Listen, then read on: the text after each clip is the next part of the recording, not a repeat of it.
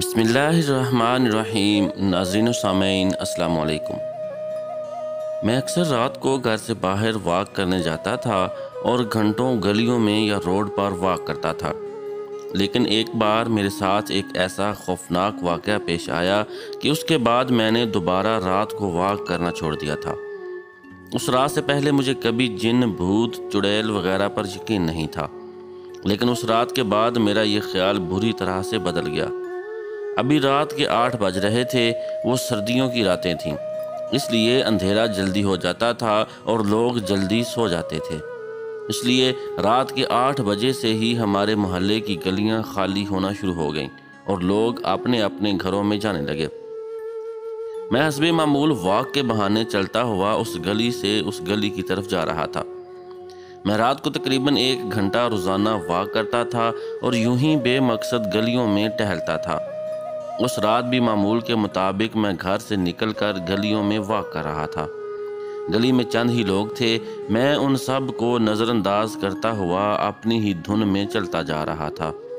चलते चलते मैं एक और गली में आ गया। दूसरी गली में दाखिल होते ही मुझे ऐसा लगा जैसे किसी ने मुझे आवाज़ दी हो। मैंने रुक कर पीछे देखा।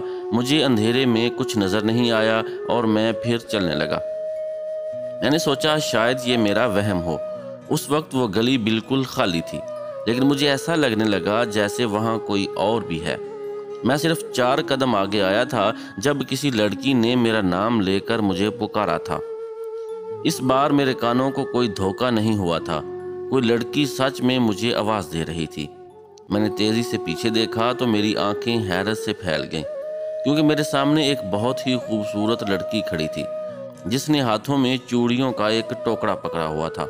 शायद वो कोई चूड़ियाँ बेचने वाली थी, लेकिन मैं इसलिए हैरान था कि उसने मुझे क्यों आवाज़ दी। उस लड़की ने मुस्कुराते हुए मेरी तरफ देखकर कहा, इतनी तेज़ी से कहाँ जा रहे हो साहिब, ज़रा 2 घड़ी हमारी बात भी सुन लो। एक तो मैं उस लड़की को इतनी रात को वहाँ देखकर हैरान था। आखिर कोई चूड़ियाँ बेचने वाली इतनी रात को गली में क्या कर रही थी। दूसरा, उस लड़की की बात सुनकर मज़ीद हैरान हो गया। मैंने उस लड़की का जायज़ा लेते हुए पूछा, जी आप कौन और आपको मुझसे क्या काम। वो लड़की बिना किसी वजह के मुस्कुरा रही थी। पहला ख्याल तो मुझे यही आया, शायद वो कोई जिस्म बेचने वाली लड़की हो। उस लड़की ने मेरी बात के जवाब में कहा, साहब मैं बहुत खूबसूरत चूड़ियाँ बेच रही हूँ, अपनी बीवी के लिए चूड़ियाँ ले लो। यह कहकर उस लड़की ने 2-4 चूड़ियाँ मेरी तरफ बढ़ाईं। मैंने माजरत करते हुए कहा, आई एम सॉरी, लेकिन मेरी अभी शादी नहीं हुई। वो बोली, कोई बात नहीं साहब, कभी तो शादी हो जाएगी आपकी, ले लो चूड़ियाँ, जब शादी होगी तो बीवी को पहना देना ये। मैं उस लड़की के यूं जिद करने पर हैरान रह गया। फिर मैंने कुछ संजीदगी से कहा, जी नहीं, मैं नहीं ले सकता, आप कोई और गाहक देख लें। लेकिन उस लड़की पर मेरी किसी बात का असर नहीं हुआ और वो ढिठाई से वहीं खड़ी रही।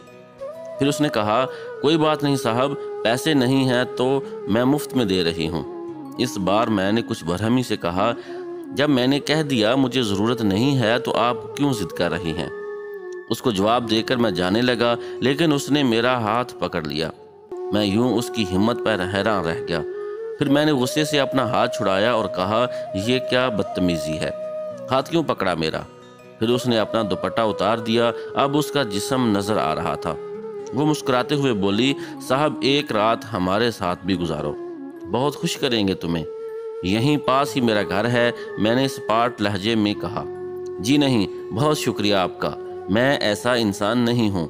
मैं उसका जवाब दे ही रहा था कि अचानक मेरी नज़र एक ऐसी चीज़ पर पड़ी जिससे मेरे सर पर आसमान गिर गया। मैंने उस लड़की के पाँव देखे जो उल्टे थे। इसका मतलब वो लड़की कोई इंसान नहीं, एक चुड़ैल थी। मैंने वहाँ से चले जाने में ही बेहतरी जानी। मैं तेज़ी से आयतुल कुर्सी और कलमा पढ़ने लगा। फिर देखते ही देखते उस लड़की की शक्ल तब्दील होने लगी। वो एक लंबे दांतों वाली बदसूरत चुड़ैल थी। उसने मुझसे कहा, ये तुम जो भी पढ़ रहे हो इसको पढ़ना बंद करो, नहीं तो बर्बाद कर दूंगी तुम्हें। मैंने उसकी बात नहीं सुनी और आयतुल कुर्सी पढ़ता रहा। फिर मैं वहाँ उस गली से भागना शुरू किया और वो चुड़ैल तेज़ी से मेरे पीछे भागने लगी। उसके मुंह से खून टपक रहा था और वो बहुत खौफनाक लग रही थी। میں اس قسم کی خوفناک لڑکی پہلی بار دیکھ رہا تھا۔ رات کا وقت اور اکیلی گلی ہے، اوپر سے چڑیل حملہ کرے تو انسان کی کیا حالت ہو جاتی ہے آپ اچھے سے سمجھ سکتے ہیں۔ میں بھاگتا ہوا دوسری گلی میں داخل ہوا اور وہ چڑیل بھی میرے پیچھے پیچھے دوسری گلی میں آ گئی۔ مجھے لگا آج میرا زندہ بچنا ناممکن ہے۔ بس میں مسلسل درود پاک اور آیت الکرسی پڑھتا جا رہا تھا۔ میں تیزی سے بھاگتے ہوئے اپنے گھر میں داخل ہو گیا اور جلدی جلدی دروازہ بند کر دیا۔ میرا سانس پھول چکا تھا۔ میں وہیں دروازے کے پاس بیٹھ گیا اور ایک گلاس پانی پیا۔ اس رات کے بعد مجھے وہ چڑیل دوبارہ نظر نہیں آئی اور نہ ہی میں کبھی دوبارہ اکیلے دیر رات کو باہر جانے کی ہمت کر سکا۔